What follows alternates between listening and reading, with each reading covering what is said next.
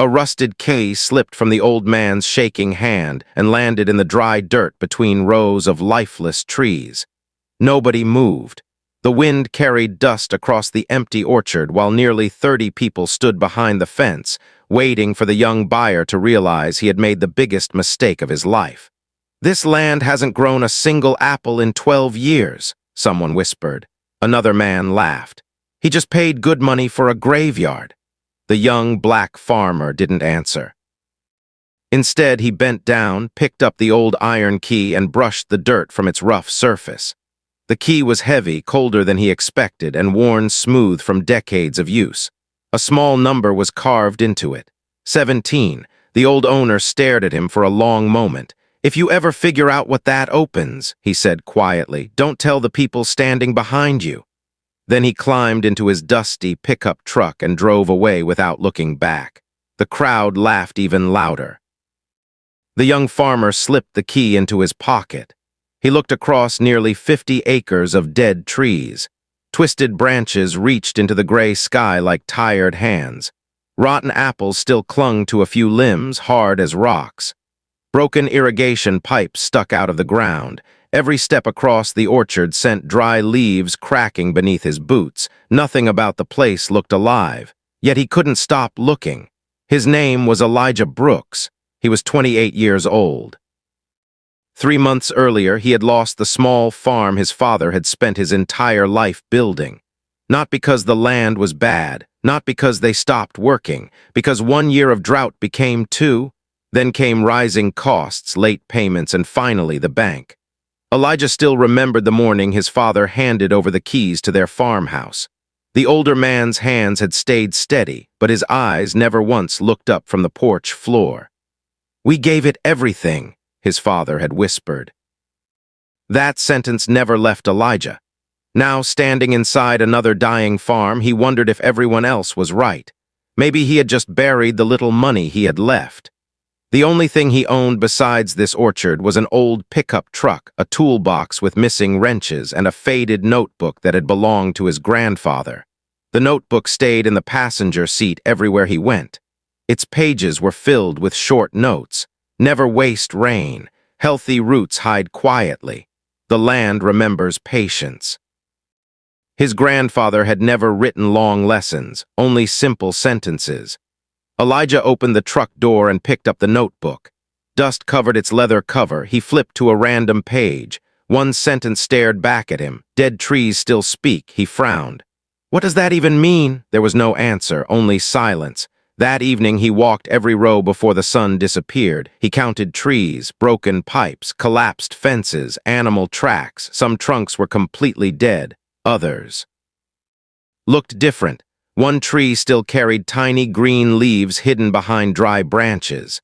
Another had fresh bark near its roots. He knelt beside it.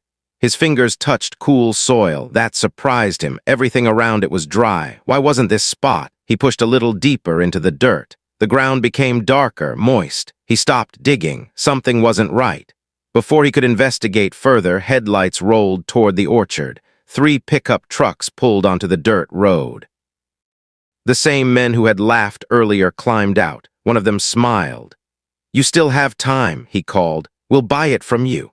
Elijah shook his head. "I just bought it." "We know," the man laughed. "We'll even give you 5,000 more than you paid." That made no sense. Nobody offered extra money for worthless land. Elijah looked from one face to another. None of them looked amused anymore. They looked nervous. "Why, you should take the offer," another man said. "This place isn't worth the trouble." Elijah slowly slipped his hand into his pocket until his fingers touched the old iron key. The number 17 pressed against his thumb. Something about this orchard wasn't adding up. The dead trees, the cool soil, the strange notebook, the old man's warning, and now these buyers, desperate to get the land back before he had even spent a single night there. As darkness settled over the orchard, the wind pushed through the dry branches with a sound almost like whispering. Elijah looked toward the center of the property, where the oldest trees stood together in silence. For just a second, he noticed something he was certain hadn't been there before. A narrow stone path, hidden beneath years of weeds, leading somewhere deep inside the dead orchard. The next morning arrived wrapped in thick fog. The orchard looked even quieter than it had the day before. Dew rested on the dead branches, and the only sound came from a lonely crow calling somewhere beyond the hills. Elijah stood at the beginning of the narrow stone path. Yesterday, he had almost convinced himself he imagined it. Now it was impossible to miss. Old stones, cracked with age, disappeared into the center of the orchard where the oldest apple trees stood like forgotten guards. Grass had swallowed most of the path, as if no one had walked there for years. He reached into his jacket and touched the old iron key. Number 17. The cold metal somehow made him feel less alone. Step by step, he followed the path. Spider webs stretched between broken branches. Fallen apples had turned black with time. Some trees leaned so far that they looked ready to collapse with the next strong wind. Halfway down the path, Elijah stopped. One tree was different. Its trunk was twisted, but fresh green moss covered one side. Small birds had built a nest among its branches. Life, in the middle of a dead orchard. He pulled out his grandfather's notebook. The same page caught his eye. Healthy roots hide quietly. He looked at the tree again. Maybe his grandfather wasn't talking only about trees. Maybe he was talking about people. Elijah knelt and brushed away leaves near the roots. The soil felt cool again, not wet enough to explain everything, but alive.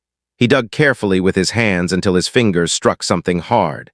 Stone, not natural stone, a flat slab, someone had placed it there. His heartbeat slowed. He cleared more dirt. In one corner of the slab was a tiny carving, the number 17. His hand froze, the old key, the old man's warning. This couldn't be a coincidence. He pulled the key from his pocket. For a moment, he simply stared at it. Then he searched around the edges of the stone. No lock, no handle, nothing, only silence. A truck engine shattered the moment. Elijah stood quickly. A white county vehicle rolled through the broken front gate. A woman stepped out carrying a clipboard. She looked around before walking toward him. "You Elijah Brooks." "That's me." "I'm Sarah Collins." She pointed toward the orchard. "I'm from the county agriculture office." Elijah nodded. "I wasn't expecting anyone. We heard someone finally bought this place." She glanced across the rows. "Honestly, I wanted to see it for myself." She walked beside him, studying the trees without speaking. Finally, she stopped beside the stone slab, though she couldn't see what was buried beneath the dirt. "My father used to work here," she said quietly. Elijah looked up. "He did." She smiled a little. "When I was a kid, this orchard was famous. School buses used to visit every fall." "What happened?" Her smile disappeared. "No one really agrees. Disease, that's what most people believe." "And you?" Sarah looked across the oldest trees. "I think somebody gave up too soon."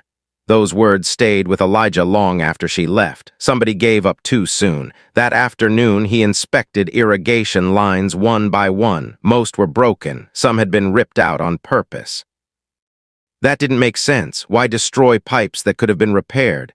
As he followed one cracked line underground, he found something even stranger. The pipe simply ended. Someone had cut it cleanly years ago, not broken, cut, deliberately. He wiped sweat from his forehead. The deeper he looked, the less this place made sense. Near sunset, another truck pulled onto the property. The same man from yesterday climbed out. This time he wasn't smiling.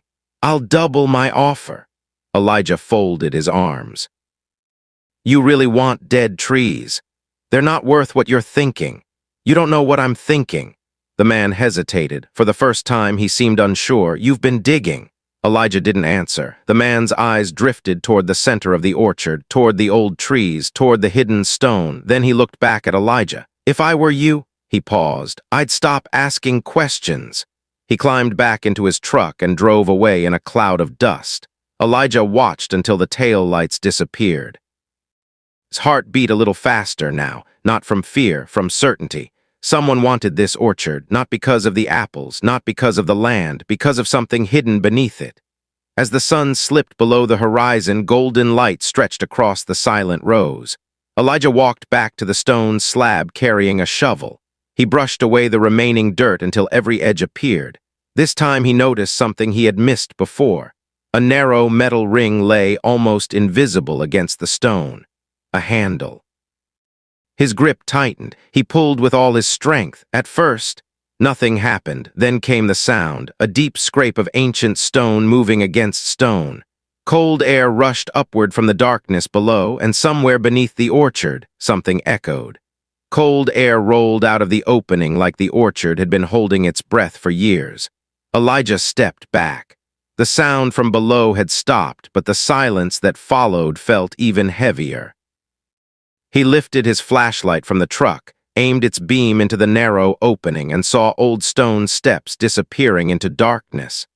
He looked around. No houses, no cars, only dead trees swaying gently in the evening wind. He climbed down. Each step released the smell of damp earth and old wood. The air became cooler with every foot he descended. Water dripped somewhere in the distance, slow and steady, echoing through the narrow passage. At the bottom, the flashlight revealed a small underground room. It wasn't a cave. Someone had built it. Stone walls, wooden shelves, rusted farming tools hanging from iron hooks. Glass jars covered in dust. It looked untouched for decades. Elijah moved carefully, afraid the floor might give way beneath him. On one wall hung a faded photograph. He brushed away the dirt. The picture showed dozens of smiling workers standing beneath trees overflowing with bright red apples. Children laughed in the front row while families filled wooden baskets. This orchard had once been alive, very alive. His eyes stopped on one familiar face, the old man who had sold him the property, only much younger. Standing beside another man Elijah had never seen before. Both were holding the same iron key, number 17. "Why would they hide this place?" Elijah whispered. His flashlight landed on a wooden desk. A thick layer of dust covered everything except one corner. Someone had touched it recently. His pulse quickened. He wiped the desk clean and found a folded map underneath. The map showed the entire orchard. Most of it looked ordinary, except for several circles drawn around a handful of trees. Every marked tree stood in the oldest section of the orchard, exactly where Elijah had found cool soil. Someone had also written 3 words across the bottom, "Never cut these." Before he could study the map further, another sound echoed above him. Footsteps. Someone was walking through the orchard. Slowly. Elijah switched off the flashlight. Darkness swallowed the room. He stood perfectly still. The footsteps stopped directly above the hidden entrance. A long silence followed. Then he heard voices. "I told you he started digging. What if he found it? He couldn't have. Are you sure?" Elijah recognized one of the voices, the man who had tried buying back the orchard. His heart pounded so loudly he feared they might hear it. The men remained outside for several minutes. Then one of them said quietly, "If he figures it out, everything changes." Truck doors slammed. Engines started. The sound faded into the distance. Only then did Elijah breathe again. He waited another 10 minutes before climbing back into the orchard. The moon had risen. Silver light covered the rows of dead trees. Nothing moved, but someone had been here, someone who desperately wanted him to stop searching.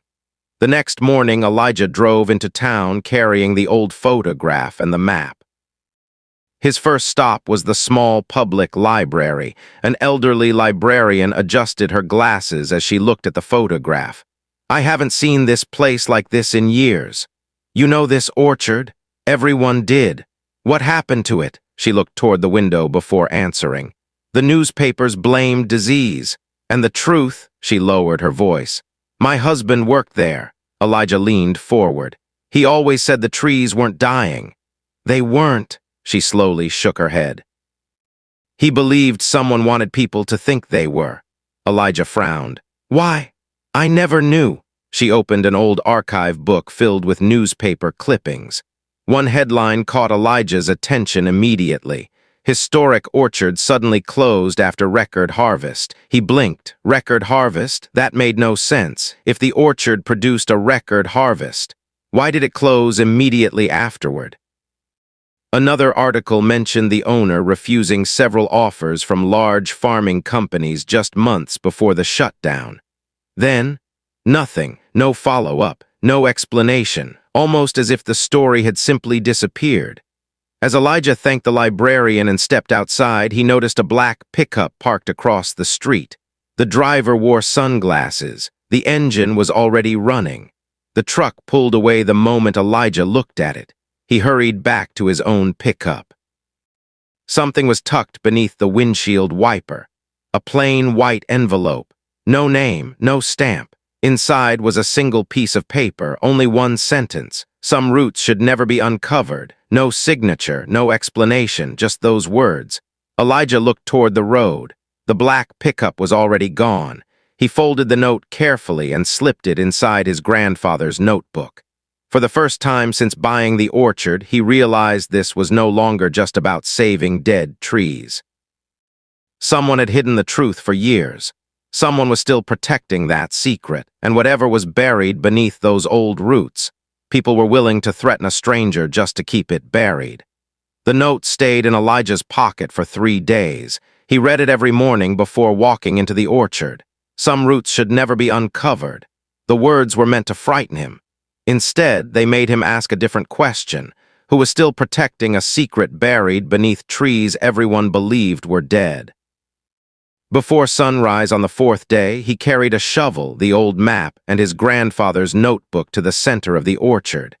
The air smelled of damp earth after a light rain during the night. Birds that had ignored the orchard for years suddenly filled the branches with quiet songs. Elijah unfolded the map beside one of the marked trees. Its trunk looked almost lifeless, but tiny green shoots pushed through the bark near its base. He began digging. Only a few inches below the surface, the shovel struck something solid. Not stone, wood. Carefully clearing away the dirt, Elijah uncovered an old wooden cover. Beneath it lay a narrow underground water channel lined with smooth stones. Crystal clear water flowed silently through it. He stared in disbelief. This whole time, the orchard had never been without water. Someone had hidden it. The channel stretched farther than his flashlight could reach. He followed it from tree to tree. Every healthy root on the map connected to the same underground system. His grandfather's words suddenly made perfect sense. Healthy roots hide quietly. The roots had survived because water had never stopped reaching them.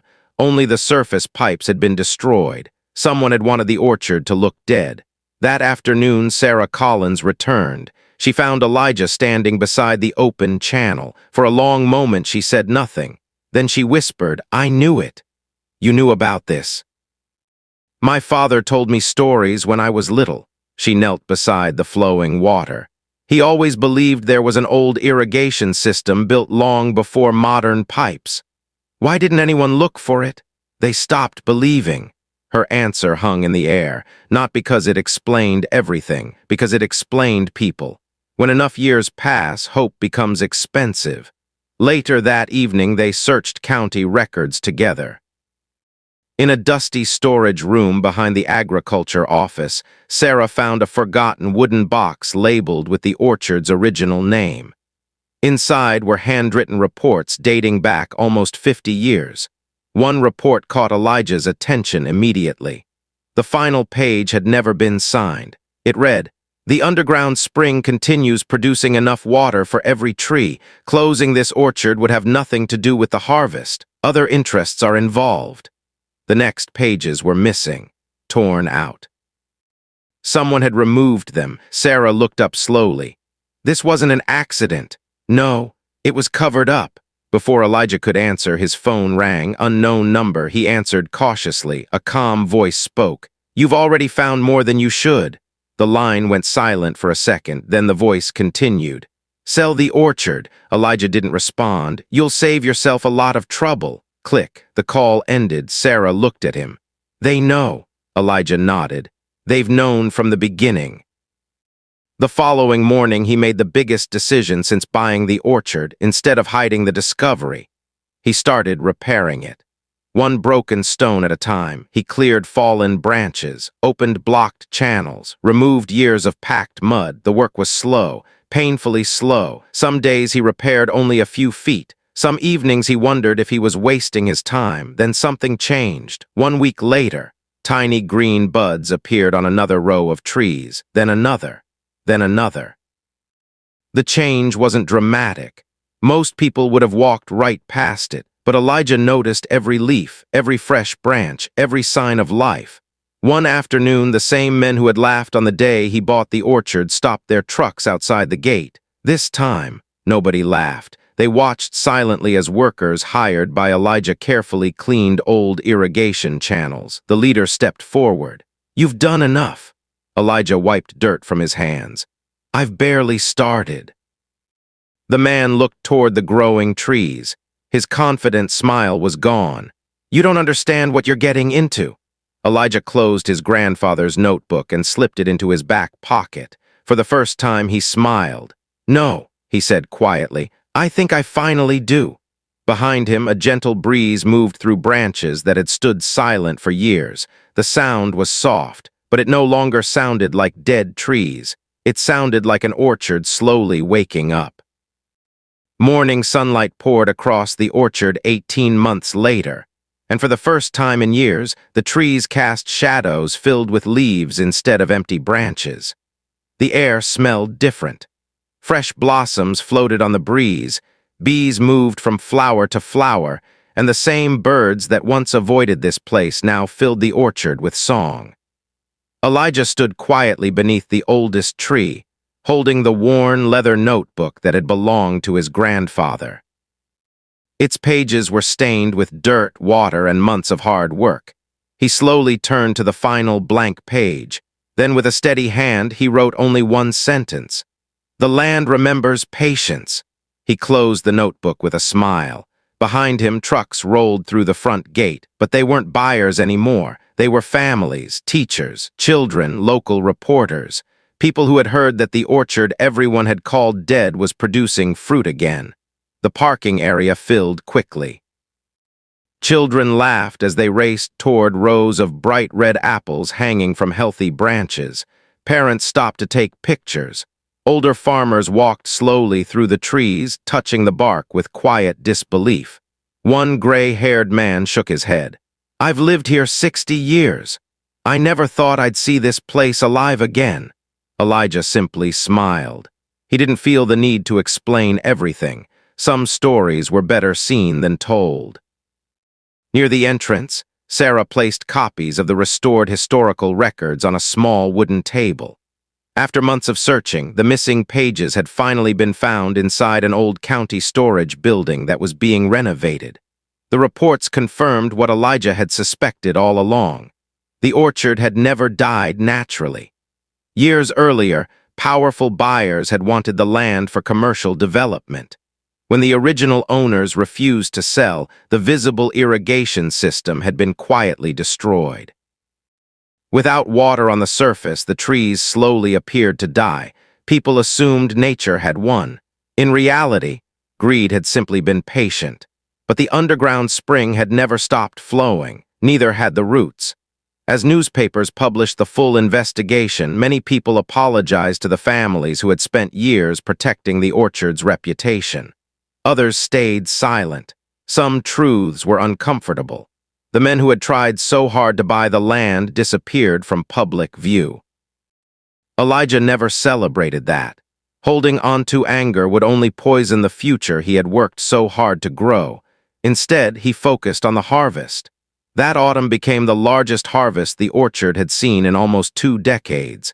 Neighbors who had once laughed now volunteered during picking season. Teenagers earned their first paychecks carrying baskets. Retired farmers shared old pruning techniques. The orchard slowly became more than a business. It became a meeting place again. One afternoon, an elderly woman approached Elijah carrying a faded photograph. It was the same picture he had found underground, only this copy had writing on the back. "My husband is the little boy standing right here," she said, pointing to the front row. "He passed away years ago." Tears filled her eyes. "He always believed someone would bring this orchard back." She handed him the photograph. "I think it belongs here." Elijah framed it inside the small office near the entrance. Right beside the old iron key marked with the number 17. Visitors often asked about the key. Some assumed it unlocked treasure, others imagined secret tunnels. Elijah would smile and say, "It opened something much more important." He never explained further, because the key had stopped being just a piece of iron. It had become a reminder. Sometimes the greatest doors we open are the ones inside ourselves. Late one evening, after the last visitors had gone home, Elijah walked alone through the quiet rows. The sky glowed orange as the sun disappeared beyond the hills. He stopped beneath the same tree where he had first discovered the cool soil. Everything looked different now. Not because the orchard had changed, because he had. He reached into his pocket and held the old key one last time before placing it inside a small wooden box beneath the framed photograph. It no longer needed to travel with him. Its job was finished. As he stepped outside, he noticed something that made him smile. Fresh footprints crossed the stone path toward the oldest trees. Small footprints, children exploring, exactly as families had done many years before. The orchard was creating memories again. Elijah locked the office door, looked back once more at the endless rows of healthy trees, and took a slow, grateful breath. 18 months earlier, people had laughed because all they could see were dead branches. They never looked beneath the surface. And sometimes that's true for people as well. The strongest dreams, the deepest courage, and the greatest hope often grow where nobody thinks to look. If this story reminded you that patience and faith can change more than anyone expects, I'd love for you to join me for the next story. Until then, take care, and never judge a future by what only appears to be gone.